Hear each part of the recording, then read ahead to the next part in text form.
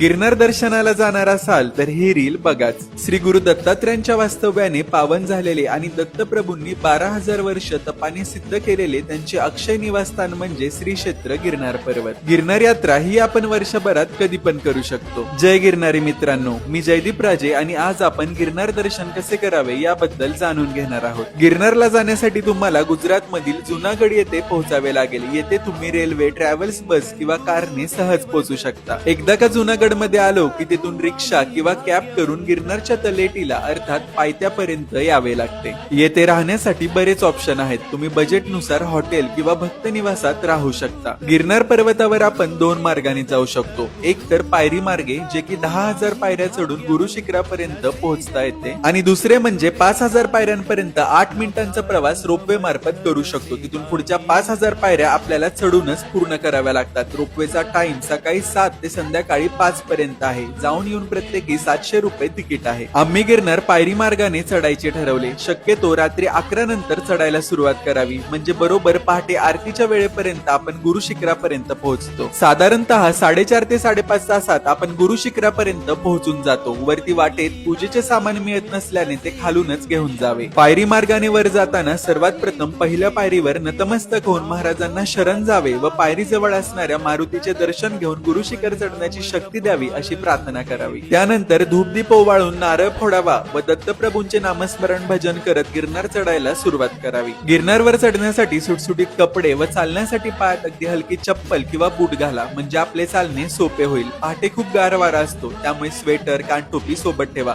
कारण रात्री वर चढताना खूप घाम येतो व पहाटे थंडी वाजते। त्याचबरोबर सोबत एक छोटी बॅटरी ठेवावी। वाटेत काही ठिकाणी अंधार असल्याने या बॅटरीचा खूप उपयोग होतो। गिरनारवर जाताना प्लास्टिक आयटम नेण्यास बंदी आहे। त्याची खाली पायथ्याला तपासणी होते। प्लास्टिकच्या पिशव्या, बिस्किटचे पुडे, स्नॅक्स, बॉटल जे काही प्लास्टिकचं आहे ते काढून घेतलं जातं। त्यामुळे एक तर मेटलची बाटली सोबत कॅरी करावी किंवा वरती वाटेत दुकानांमध्ये तुम्हाला हे सगळं इझिली अवेलेबल होतं। आणि महत्वाचे म्हणजे हातात काठी ठेवा। काठीच्या साह्याने वर चढणे सोपे होते। ही काठी तुम्हाला पायथ्याला 40 ते 50 रुपये देऊन भाड्याने मिळते।